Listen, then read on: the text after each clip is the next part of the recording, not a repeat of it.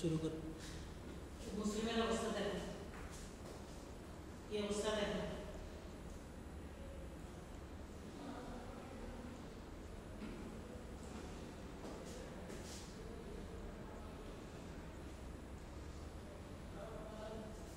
কি এই কি যে বয় আসা নেই, এদিকে কিছু নাই।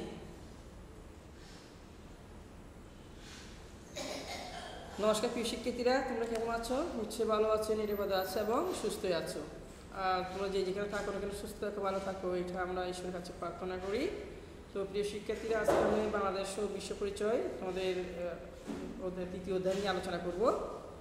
তো প্রিয় শিক্ষার্থীরা, তৃতীয় অধ্যায় দেখো, পৃষ্ঠা নাম্বার হচ্ছে 20 পৃষ্ঠা, বিশ্ব ভৌগোলিক পরিমণ্ডলে বাংলাদেশ। কেমন? তো দেখো তৃতীয় অধ্যায়,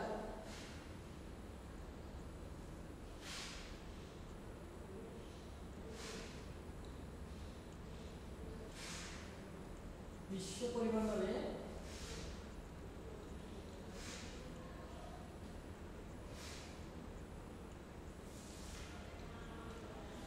বিশ্ব ভৌগোলিক পরিমণ্ডল।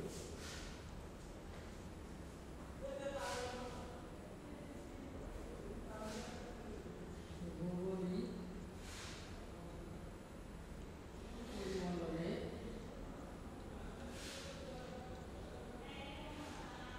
বিশ্ব ভৌগোলিক পরিমণ্ডলে বাংলাদেশ।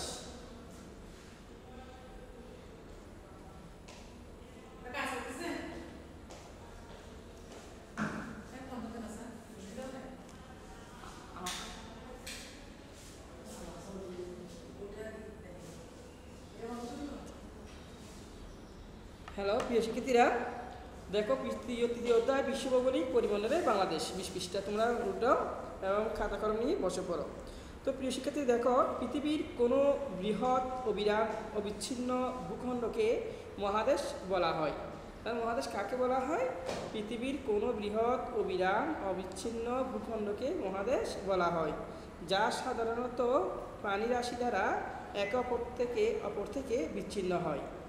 পৃথিবীতে মোট 7টি মহাদেশ রয়েছে। তার প্রিয় শিক্ষার্থীরা, পৃথিবীতে মোট কয়টি মহাদেশ রয়েছে? 7টি মহাদেশ রয়েছে। তো আমাদের দেশটি যে মহাদেশের অন্তর্ভুক্ত তার নাম কি? এশিয়া। দেখো প্রিয় শিক্ষার্থীরা, লাইনগুলো খুবই ইম্পর্ট্যান্ট, এগুলো তোমরা লাইনগুলোর নিচে আন্ডারলাইন করে রাখো যে আমাদের দেশটি যে মহাদেশটি অন্তর্ভুক্ত তার নাম হচ্ছে কি? এশিয়া। এশিয়া পৃথিবীর বৃহত্তম মহাদেশ। শুধু আয়তনে নয়, জনসংখ্যার দিক দিয়েও এটি পৃথিবীর সবচেয়ে বড় মহাদেশ।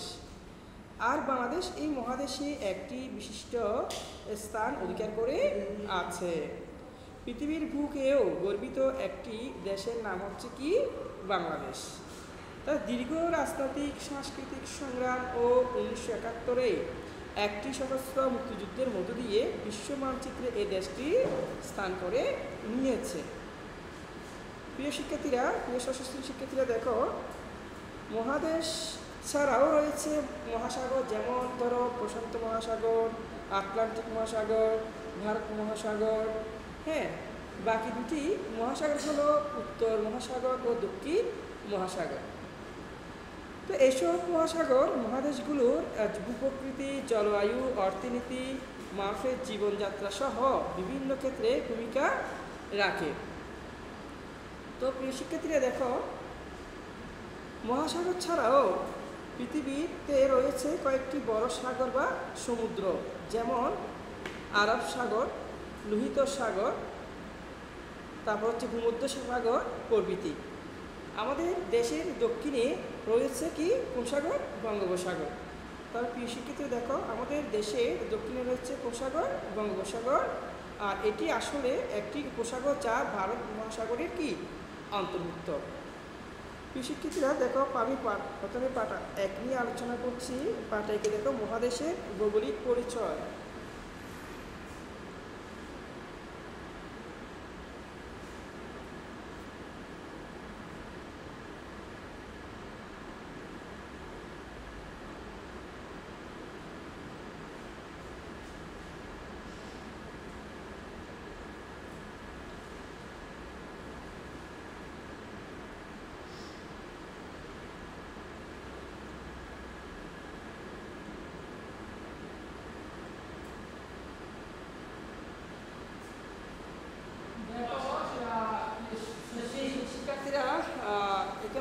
ভৌগোলিক পরিচয় পাঠে আমরা আগে জেনেছি পৃথিবীতে মোট 7টি মহাদেশ রয়েছে।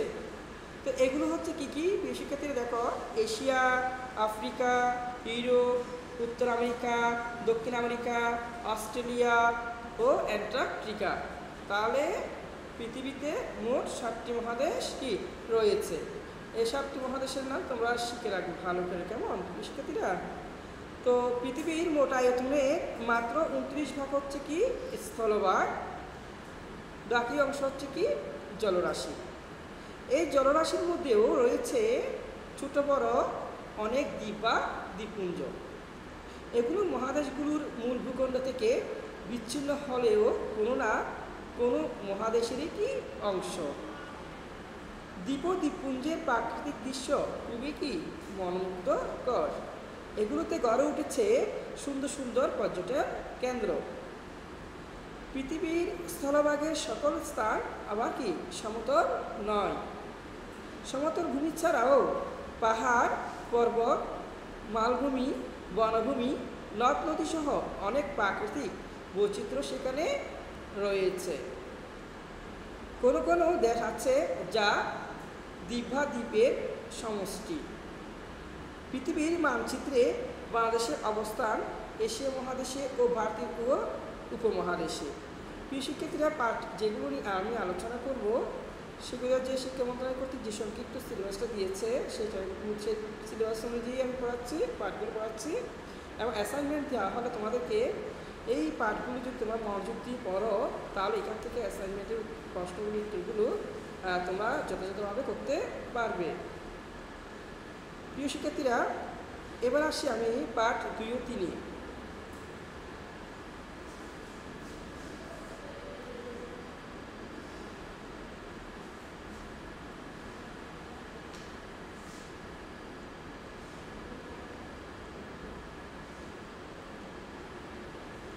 পাঠ 2 ও 3 এশিয়া মহাদেশের ভৌগোলিক অবস্থান।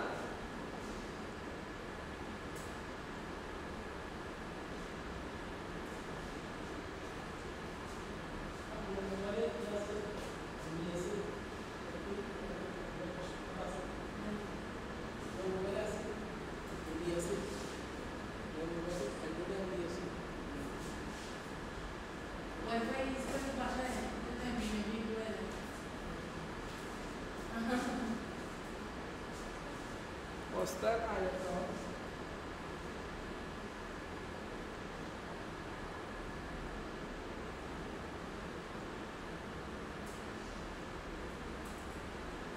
তাহলে এশিয়া মহাদেশের ভৌগোলিক অবস্থান, আয়তন, ভূপ্রকৃতি ও কি জলবায়ু।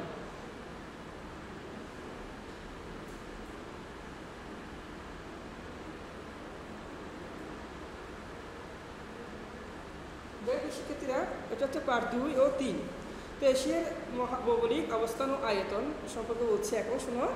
পৃথিবীর মোট স্থলভাগে প্রায় 3 ভাগে 1 ভাগ এশিয়ার কি অন্তর্ভুক্ত। পৃথিবীর বৃহত্তম মহাদেশ এশিয়ার আয়তন 4,46,14,000 বর্গ কিলোমিটার। এই সূত্রটা হচ্ছে এনসাইক্লোপিডিয়া অফ ব্রিটানিকা সূত্র অনুযায়ী এশিয়ার আয়তন হচ্ছে 4,46,14,000 বর্গ কিলোমিটার। তো প্রিয় শিক্ষার্থীরা, এগুলো তোমরা মনে রাখবে। আর এই যে লাইনটা বললাম যে পৃথিবীর মোট স্থলভাগের প্রায় 3 ভাগের 1 ভাগ এশিয়াটি অন্তর্ভুক্ত, যে লাইনগুলো বলছি ইম্পর্টেন্ট ওইগুলো যদি তোমরা আন্ডারলাইন করতে পারো।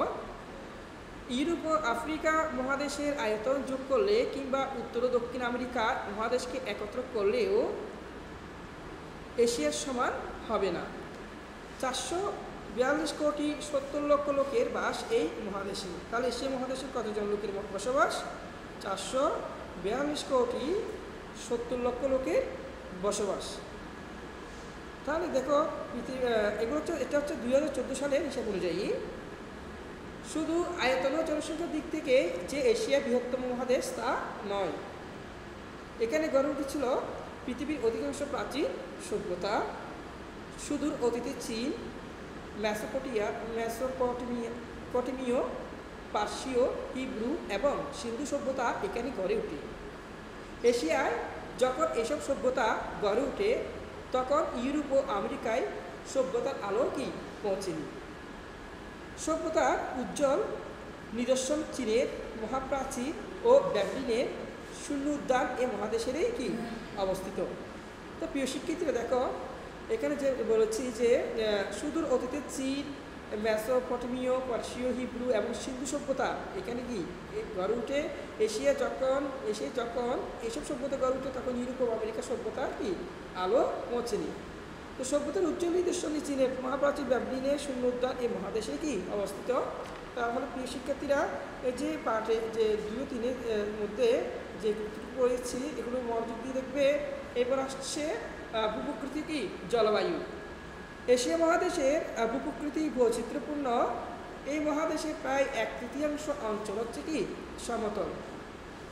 এর উত্তরে যেমন আছে বরফে আচ্ছাদিত এলাকা সাইবেরিয়া, তেমনি পশ্চিমে আছে কি উত্তপ্ত মরুভূমি।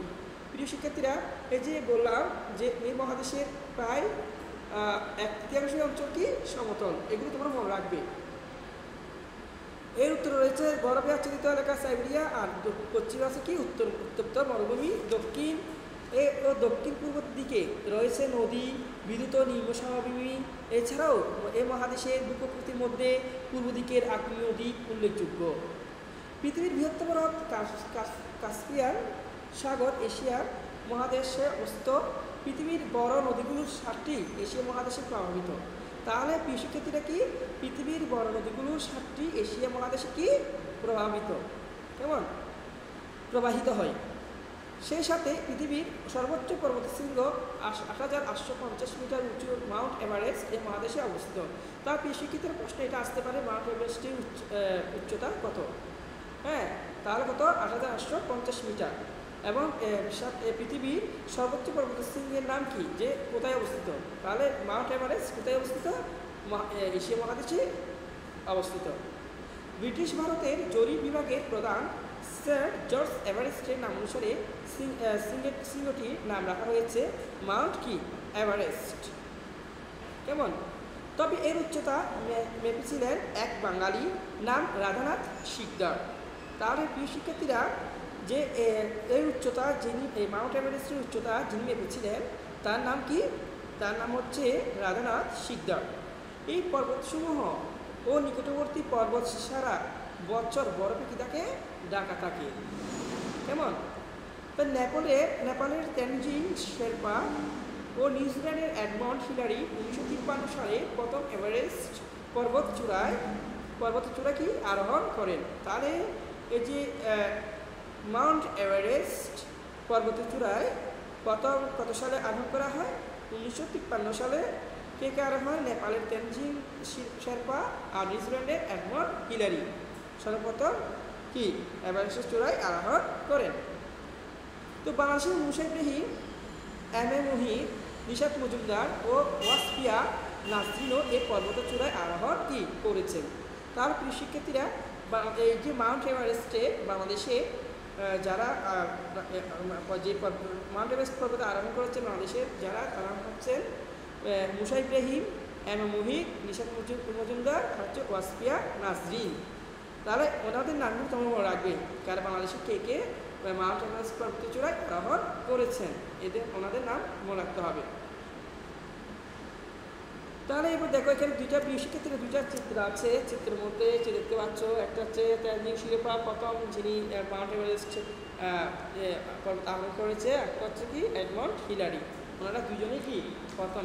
এটা দেখতে পাচ্ছ এটা হচ্ছে কি মাউন্ট কি এভারেস্ট, মাউন্ট এভারেস্ট। তার প্রিয় শিক্ষার্থী দেখো এশিয়া মহাদেশের জলবায়ু বৈচিত্র্যপূর্ণ। নিরক্ষরেখা থেকে 10 ডিগ্রি উত্তর ও দক্ষিণ অক্ষরেখার মধ্যে নিরক্ষীয় জলবায়ু দেখা যায়। সারা বছর অধিক তাপ ও বৃষ্টিপাত এই জলবায়ুর কি বৈশিষ্ট্য, এই জলবায়ুর বৈশিষ্ট্য। প্রিয় শিক্ষার্থীরা দেখো বৃষ্টিবহুল গ্রীষ্মকাল ও বৃষ্টিবিহীন শীতকাল মৌসুমী জলবায়ুর প্রধান কি বৈশিষ্ট্য।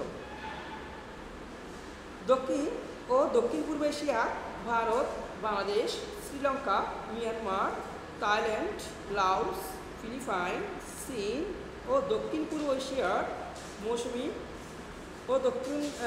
এশিয়ার সরি শিক্ষার্থীরা, আমি আর বলছি, দক্ষিণ ও দক্ষিণ পূর্ব এশিয়ার Bharat, Bangladesh, Sri Lanka, Myanmar, Thailand, Laos, Philippine, চীন ও জাপানের দক্ষিণাংশটি মৌসুমী জলবায়ু অন্তর্ভুক্ত।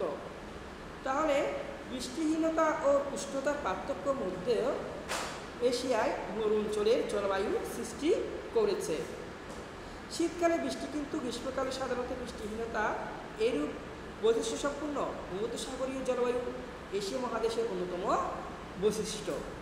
তো প্রিয় শিক্ষার্থীরা, এই যে পার্ট 2 ও 3 যে আমি পার্টগুলো আলোচনা করেছি সেগুলো তোমরা খুব মনোযোগ দিয়ে বাসায় আর ভালোভাবে মনোযোগ দিয়ে পড়াশোনা করতে হবে, ভালোভাবে করতে হবে, মন দিয়ে পড়তে, বুঝে পড়তে হবে, কেমন?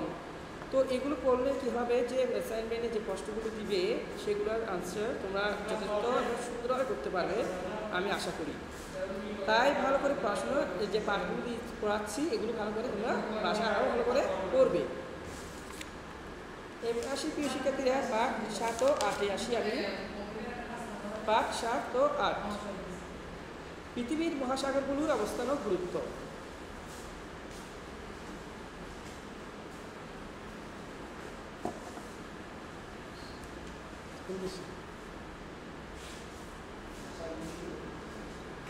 পাঠ 7 ও 8, পাঠ 7 ও 8-এ আছে পৃথিবীর মহাসাগরগুলোর অবস্থান ও গুরুত্ব।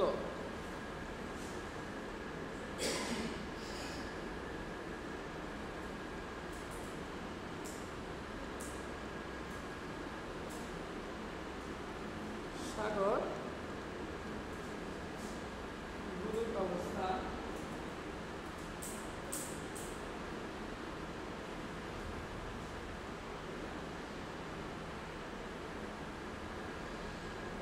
গুরুত্ব।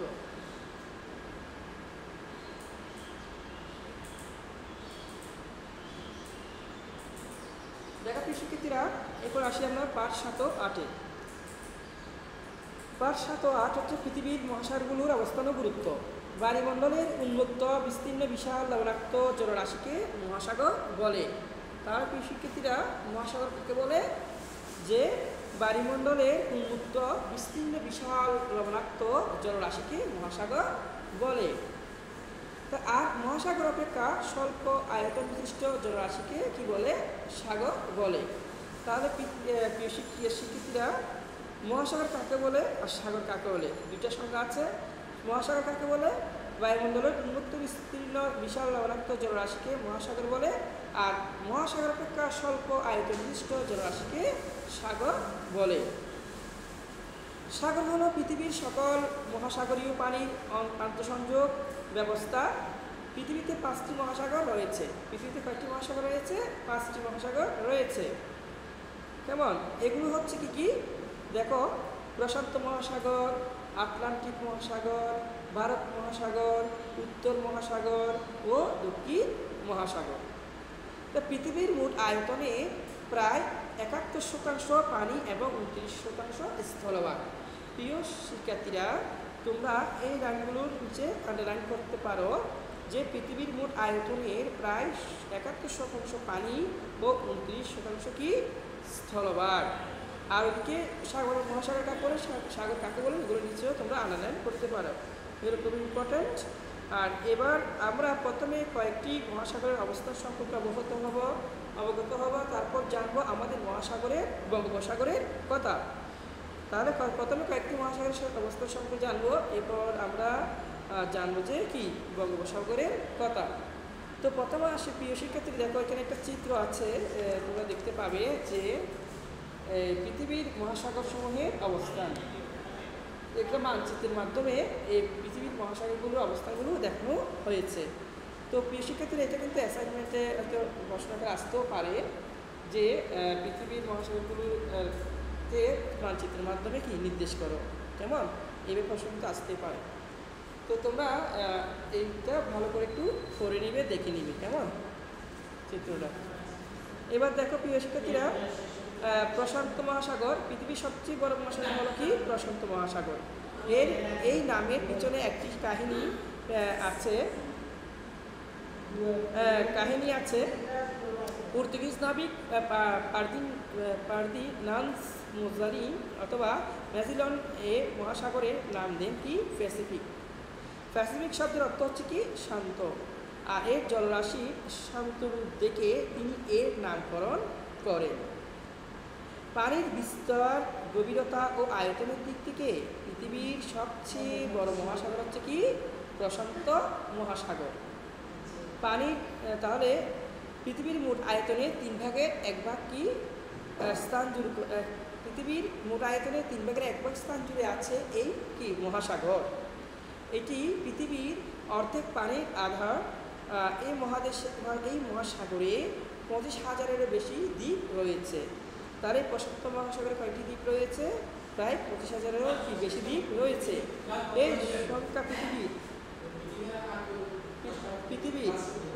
এই সংখ্যা পৃথিবীর অন্য সব সাগর মহাসাগরের দ্বীপের অর্ধেক। প্রশান্ত মহাসাগরে মিশেছে এমন সাগরগুলোর মধ্যে রয়েছে জাপান সাগর, প্রীতি সাগর ও চীন সাগর। প্রিয় শিক্ষার্থীরা, তাহলে এরপর দেখবে তোমরা আটলান্টিক মহাসাগর পড়বে, ভারত মহাসাগর, বঙ্গোপসাগর, এরপর মহাসাগর ও সাগরের গুরুত্ব। এগুলো তোমরা ভালো করে বাসায় বসে পার্ট 7 ও 8 রিডিংগুলো মনোযোগ দিয়ে লাইন বাই লাইন পড়বে, কারণ এইগুলো থেকে তোমাদের অ্যাসাইনমেন্ট আসতে পারে। তাই এই যে পার্টটি আমি পার্ট 1, 2 পড়াইছিলাম, তারপরে পার্ট 1, 2, 3 আর এদিকে হচ্ছে যে পার্ট 7, 8 এইগুলো ভালো করে মনোযোগ দিয়ে পড়লে, রিডিংগুলো মনোযোগ দিয়ে পড়লে তোমরা অ্যাসাইনমেন্টের প্রশ্নগুলোর উত্তর অবশ্যই করতে পারবে ভালোভাবে। তো বিশেষত কয়েকটা প্রশ্ন দিচ্ছি, কয়েকটা প্রশ্ন তোমরা একটু লিখে নাও।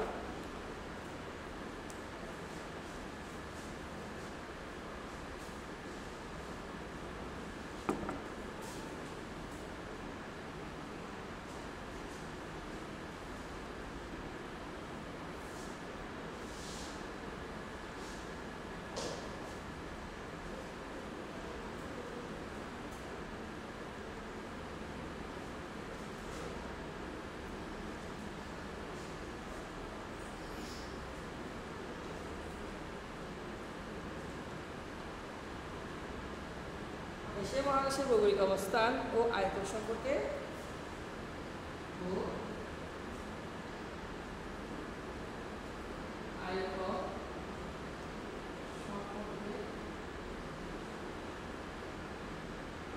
তোমার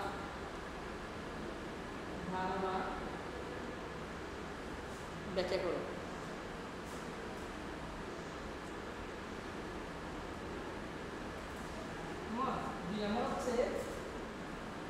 জাপানকে সূর্যের দেশ বলা হয়।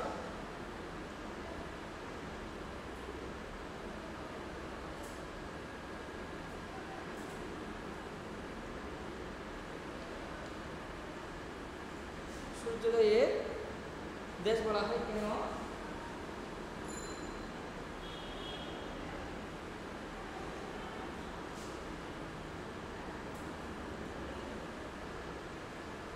ব্যাখ্যা করো।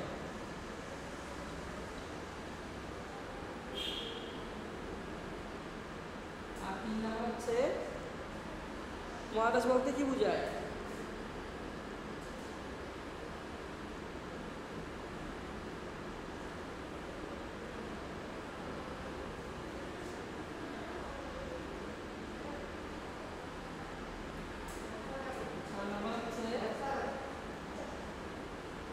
সাগর ও মহাসাগরের গুরুত্ব বর্ণনা করো।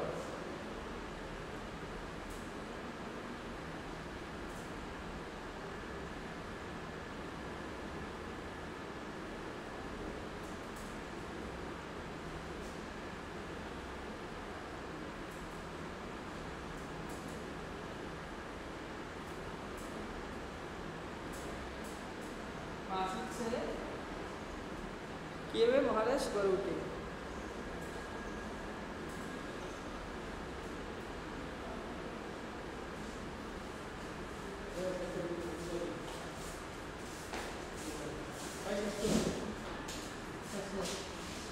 মানে আমাদের ক্লাস এটা 24 মিনিট হয়ে গেছে, তো 5 মিনিটে শেষ করে আসতে। তাহলে এশিয়া মহাদেশের ভৌগোলিক অবস্থান ও আয়তন সম্পর্কে তোমার ধারণা ব্যাখ্যা করো। দ্বিতীয় প্রশ্ন হচ্ছে জাপানকে সূর্যের দেশ বলা হয় কেন? ব্যাখ্যা করো। 3 হচ্ছে মহাদেশ বলতে কি বোঝায়? আর 4 হচ্ছে সাগর ও মহাসাগরের গুরুত্ব বর্ণনা করো, আর 5 হচ্ছে কিভাবে মহাদেশ গড়ে ওঠে। কেমন? তাহলে এই যে প্রশ্নগুলা, কেমন, এই প্রশ্নগুলো তোমরা শিখবে এবং খাতায় লিখবে, কেমন, ভালোভাবে। এরপর তোমরা অ্যাসাইনমেন্টে হয়তো প্রশ্নগুলো আসতে পারে, দেখে নিবে। তো প্রিয় শিক্ষার্থী দেখো, তাহলে এই যে পার্ট 1, 2, 3 আর 7, 8 এগুলো মনোযোগ দিয়ে পার করবে, করলে আশা করি তোমাদের অ্যাসাইনমেন্টে যে প্রশ্নগুলো আসবে সেগুলো উত্তর আনসার ভালোভাবে করতে পারবে। আর অ্যাসাইনমেন্টগুলো সুন্দরভাবে করবে, হাতে লেখা সুন্দর রাখবে, বাক্য গঠন সুন্দর রাখবে, ঠিক রাখবে, এবং বাংলা যাতে ভুল না হয় সেদিকে লক্ষ্য রাখবে। তো প্রিয় শিক্ষার্থী আজ এই পর্যন্তই। তোমরা সবাই ভালো থাকো, সুস্থ থাকো এবং নিরাপদে থাকো।